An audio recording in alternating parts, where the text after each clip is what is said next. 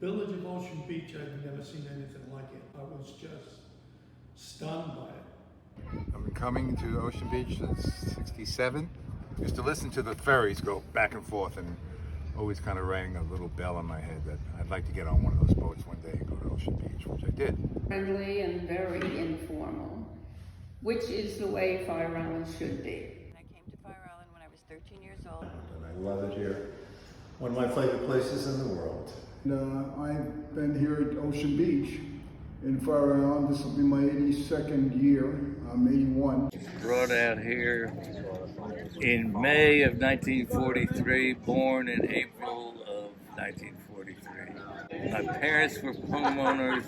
My grandparents on both sides were homeowners. And that's, I go back that far. My parents owned a house here. They spent a lot of summers here. In 1947, we started living here in the winters. I came out here when I was 10 days old, and I spent every summer out here, and we'd come out weekends starting in April and May all the way through October. With the ferry and looking out over the door and going, wow, look at this place. And walking through the town, and it was desolate. I absolutely remember that.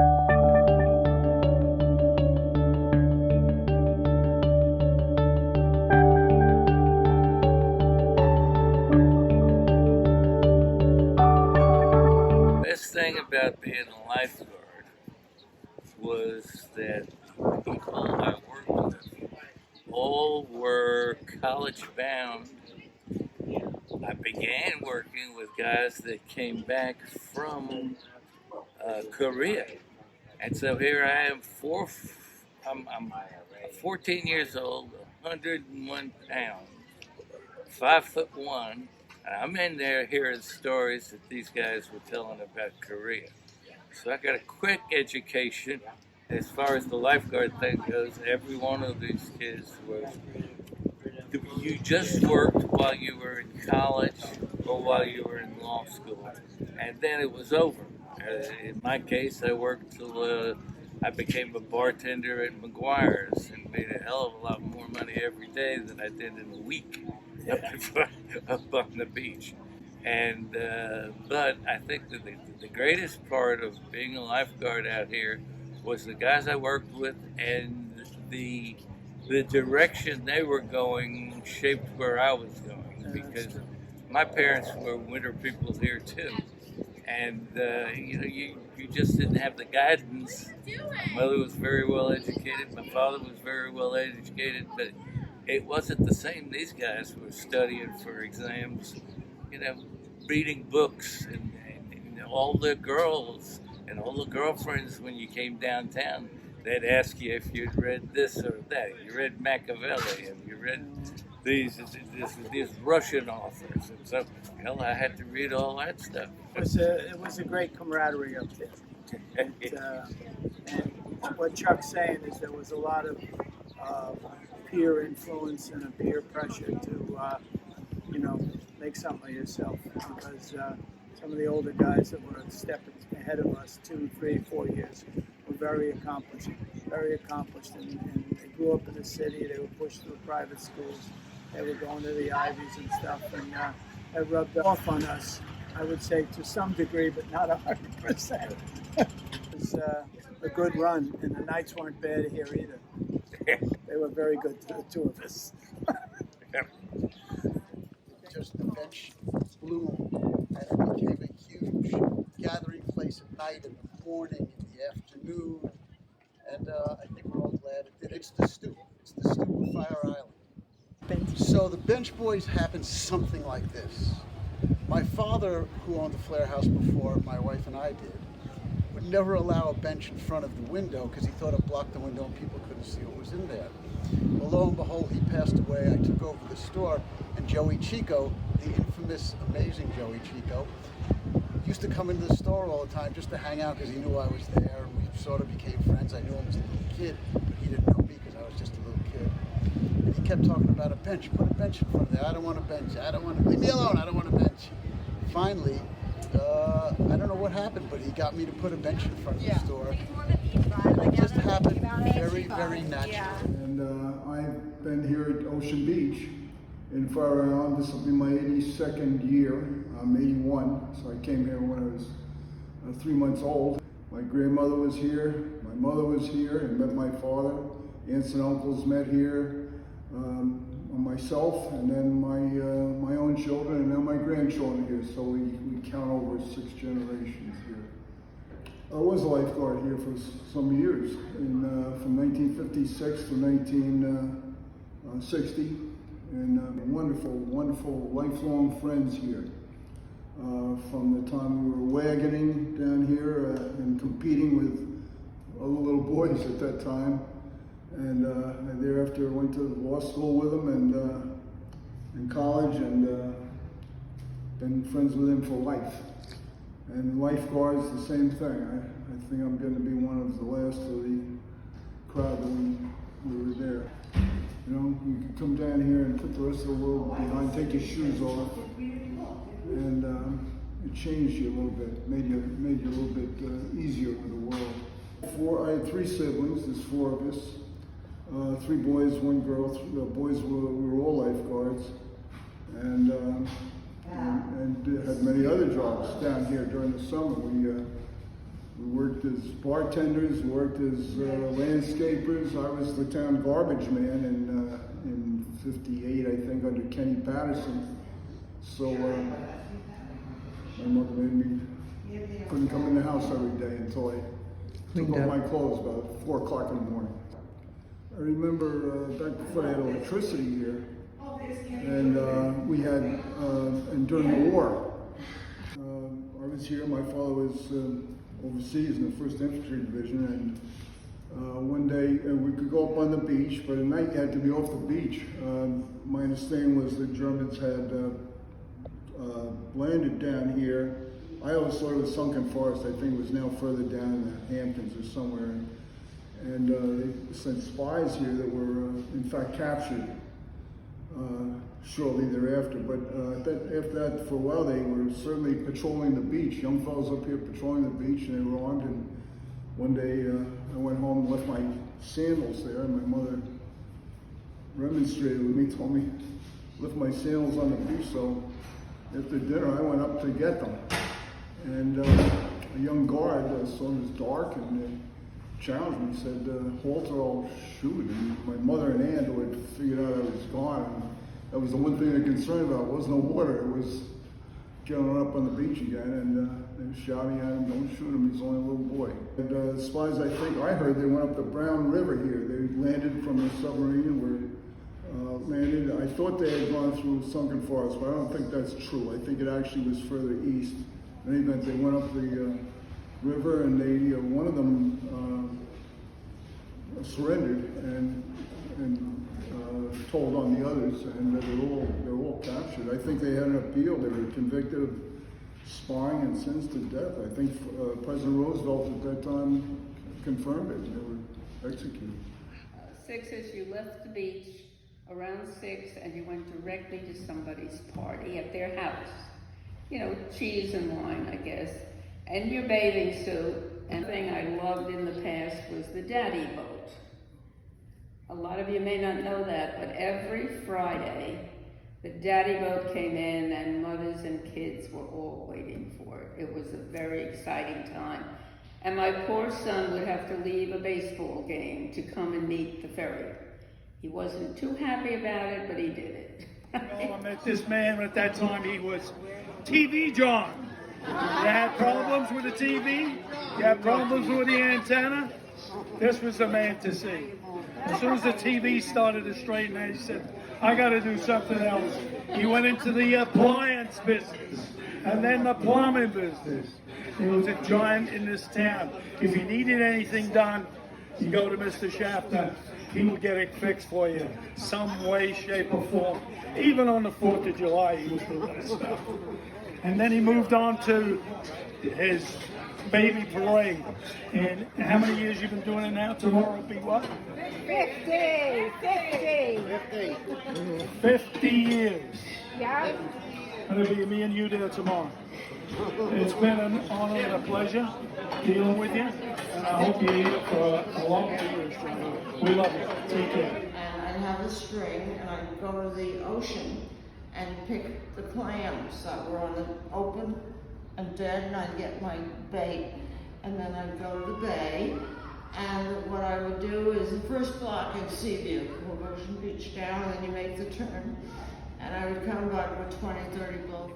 Bachelor Renier, and this is my son Luke Renier. Yeah, my son grew up out here. He's a fish, he's a surfer, he was an Ocean Beach lifeguard. You can't keep him out of the water. And I was told I learned to swim out here as a baby at my grandparents' house, and so it's just a homing instinct to come back. And it's very fun. And there's still some people that remember my grandparents. So. Billy Fellow owned Billy's Chili. She was a lesbian before it was popular to be, and she was unabashed about it. There was no question about it. She didn't really care. That's what I always loved about her. I had a bowl of her chili after at 2 a.m. and liked it so much I had a second bowl, and we hit it off ever since. I came to Fire Island when I was 13 years old. I was a mother's helper. My sister Pam had been coming to the island for quite a few years, and she got me and my sister Michelle jobs to spend the summer out here. I came back to Fire Island when I think I was about 19, and I remember when I got off the boat, standing in the street was Bobby Weissman, Jeff Tashman, and there was somebody else who I can't remember. Anyway, that was my re-entry into Fire Island. Then we started to come, we rented a house, me and my girlfriends, and I have been coming to Fire Island ever since, off and on, but mostly on. Only in Ocean Beach would you walk down the street with an old wicker chair to bring to the Ocean Beach Historical Society, so you and other people visiting Lynette here can feel comfortable. Where else would you walk down the street carrying a chair on your head? We started coming in the mid '80s. We rented a house for a couple of years in Fair Harbor, and then every few years we floated back. Like we wouldn't be here for a few years, we'd rent a house, and then another 5 years would go by, we rent, and then another few years would go by, we rent, and we kept coming back, and and so in 2005, 2003 we rented, 2004 we rented, in 2005 we took the plunge. I grew up on Wilmot Road, or at least every summer we'd come out here in early June and stay till September. In 1965, we bought a house on Ocean Road. That was one back from the beach. And there was a big storm that hit, I think it was in '65, and took the house in front of us out to sea. And we became beachfront. And had beachfront property until, well, it still is beachfront, but in Sandy in 2012. Sandy hit in 2012, I think. And it knocked the house off its posts and destroyed it, and we had to tear it down. And I live with my wife, I live in California, and my brother has a place in Maine, so we decided to sell the property, and they built a beautiful house on the top of Ocean Road, the buyers. And at first it looked huge. I thought, man, that won't fit in, but it really fits in very well now as the shingles have weathered and they've painted it beautifully. It's a gorgeous house there, so I'm very happy to see that the property was used. Best memories are the youth group, the Ocean Beach Youth Group, being a camper there all my life and then being a counselor there. My friends and I were, when I was 11-year-olds and 12-year-olds, we formed our own softball team and took our boats to Salt Air and met some kids there and challenged them to a softball game. And so for 2 summers running, every weekend, we would take our boats over to Salt Air lot, and we seeded the sand lot in 1968. And the day after it got seeded, Robert Kennedy landed in a helicopter on the ball field to do a campaign stop, and it blew all the the seeds away. In early May in 1970, and it was one of those foggy mornings, and you couldn't really see much on the boat. And we pull up here in Ocean Beach and get off the boat and walk around, and we get up to the beach. It's like 11 o'clock in the morning. Suddenly the sun comes out, and there's this beautiful ocean, and beach, and the village of Ocean Beach, I'd never seen anything like it. I was just stunned by it. I was born in London in 1946. I was born in Walthamstow, which is the east end of London. My family were all dock workers. My father and grandfather and all my uncles were professional boxers too. And we lived in Walthamstow. My father was a crane driver in the docks, and he would drive a crane all day, and in the evening time he would box for money. So we had a pretty hard life. My mother took care of us 3 kids, myself, my younger brother by a couple of years, and my older sister by a couple of years. And we had a good life. They took care of us. Unfortunately, when I was 12 years old, my father passed away. He got thrombosis. I mean, the man was never sick. He was as fit as a butcher's dog, but he got thrombosis, and in 1959, he passed away. I was 12, and you can imagine how that has changed my life. When he died, the dock workers, his group of guys, his gang of guys came over. They had a little collection for my mother, which wasn't much money, and they gave me his union card. I was 12 years old and told that I was in the union, and they would pay my union dues until I got to come to work. I went to work in the docks when I was 15 years old. I left school. I was asked to leave a couple of schools at 15 years old, and I went to work in the docks when I was 15 years old. I worked in the docks for 10 years, and it was a bloodbath. But during that time... What does it mean, a bloodbath? It was a jungle. The docks were a jungle. I saw guys get killed, not only working the work, but by each other.